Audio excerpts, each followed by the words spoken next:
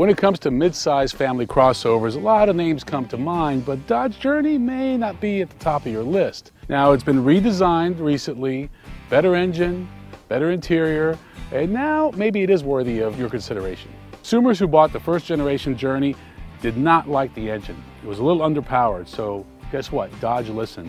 Now we have an all-new 3.6 liter VVT, which stands for Variable Valve Timing engine. It's a V6 engine with 283 horsepower. Now it went from being one of the dogs in the segment to being one of the leaders. There's also a 2.4 liter four-cylinder engine for those of you who want to get some good fuel economy. It's only got 173 horsepower and, quite frankly, a little bit underpowered for a car this size.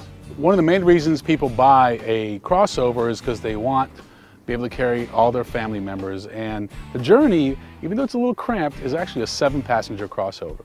So it's got the third row, which is nice, but here's the problem.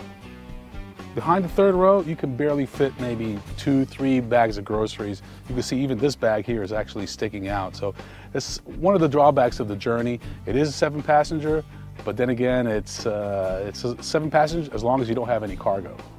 Where the Dodge Journey has made major strides is the interior. This used to be a terrible place to be. Now, it's actually a luxurious place to be. It's got a nice big screen.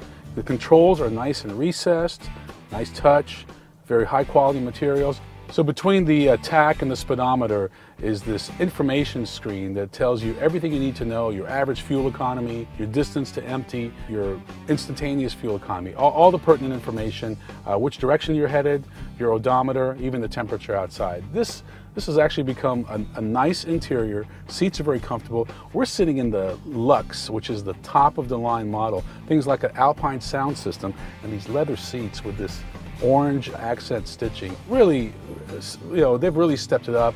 I can start to see some of the influences that Fiat is having on Dodge.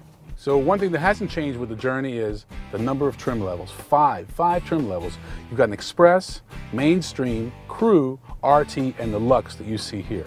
The Journey starts at around $21,000, $22,000 as equipped here, and this is a loaded out one, about $38,000. After spending a week with the Dodge Journey, I'm really impressed. When the first one came out, I couldn't wait to give it back, but this car is actually comfortable, has plenty of power, and has a lot of nice amenities. I'm definitely reconsidering where this car falls in the pecking order. I still like the Chevy Traverse the best. I like the Explorer as a top choice in the segment as well, but I think this one is definitely worthy of a top 4 or 5 pick. Now, the main consideration is going to be price. Like I mentioned, this one's loaded out about $38,000. The average price for a Journey, probably $31,000, $32,000.